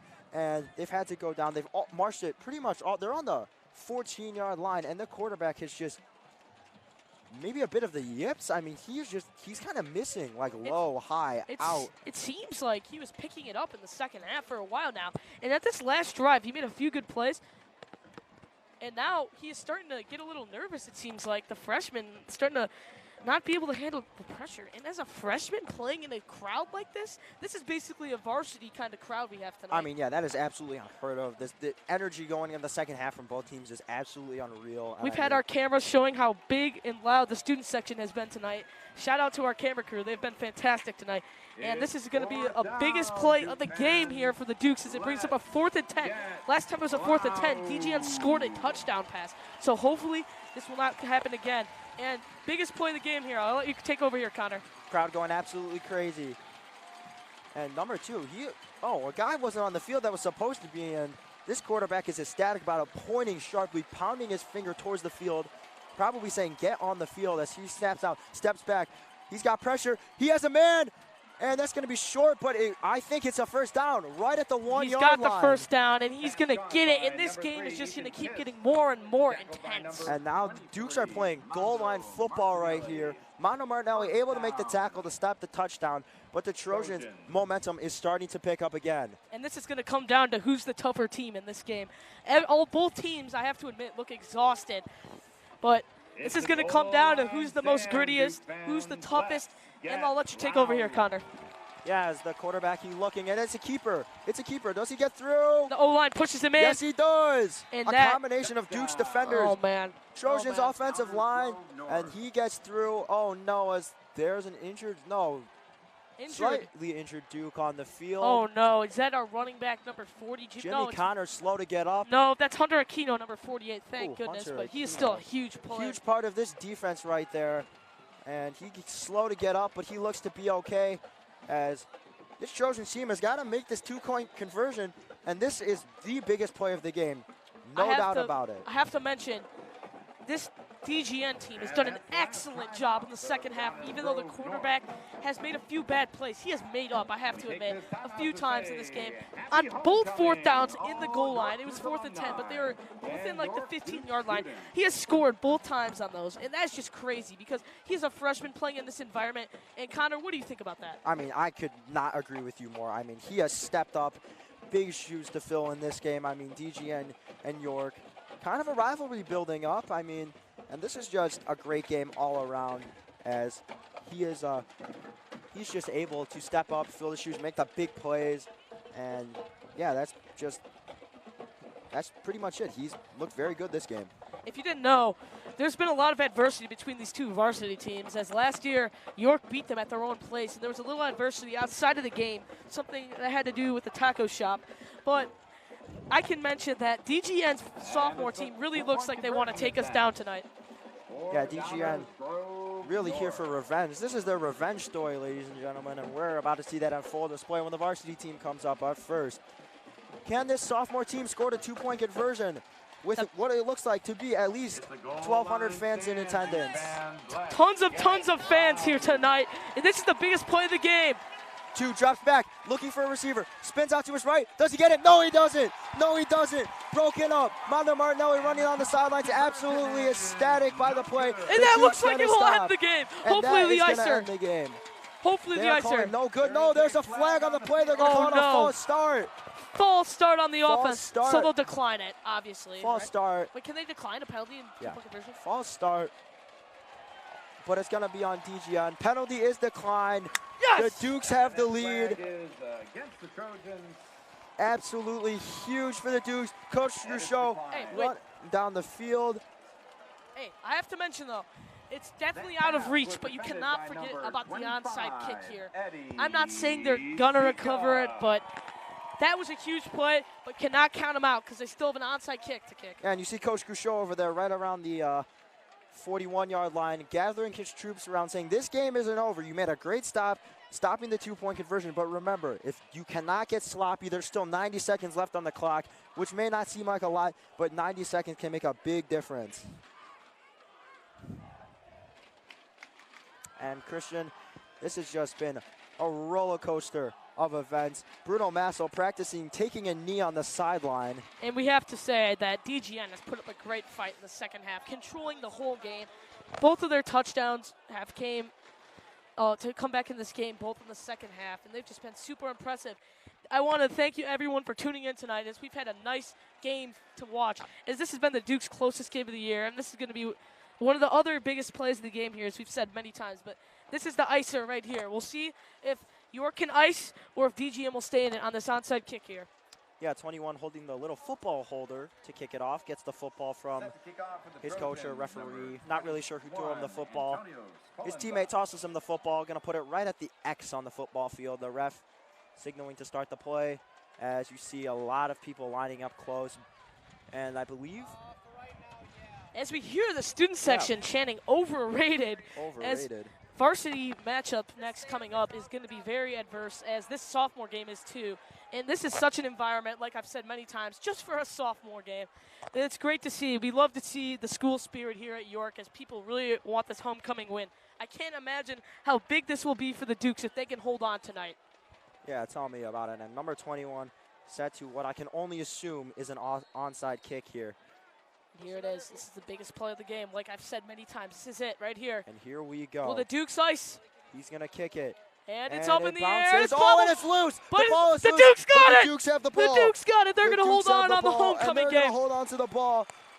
This special teams unit has been absolutely terrific Number today. 17, Finton Helm, who has not made a play in the second half till now, comes up huge, and the Dukes needed that. The ball. What a play. The kick was high. One of the Dukes tried grabbing it out of his hands. Helm right there pounces on the ball.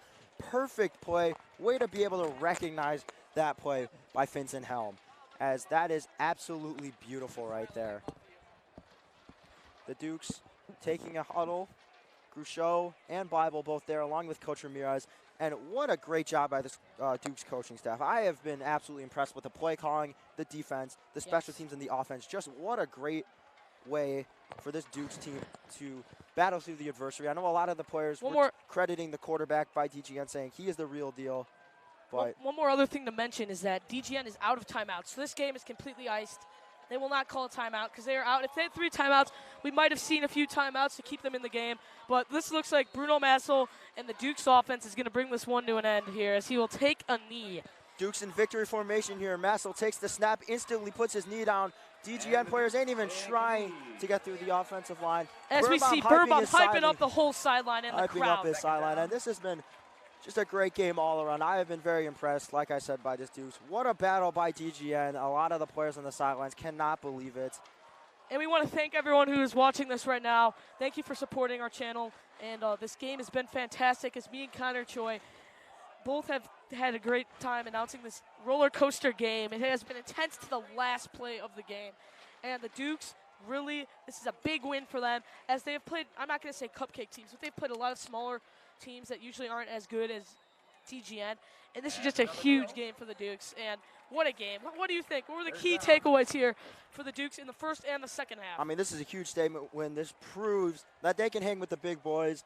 Massel looks very sharp. Gone as always with another big game. Aiden Link, no interceptions, but he broke up a couple passes. This has just been a great team victory. For me, the offensive line showed up today, and that, to me, that is the biggest takeaway, as that is going to be a Dukes win. To me, it has been an absolute honor announcing this for you. Do not go anywhere, as Joshua Melvin and TJ Silkaitis will be announcing the varsity game. I'd like to say a special thank you to Lily Rennick, Shep Plamann, as well. Joshua Melvin, and Jack Borchers. Thank you all. And that's going to conclude this presentation of York Dukes sophomore football. I'm Connor Choi with my partner, Christian McQuade, and it has been an absolute honor announcing this game for you tonight. We'll see you guys later. Go Dukes.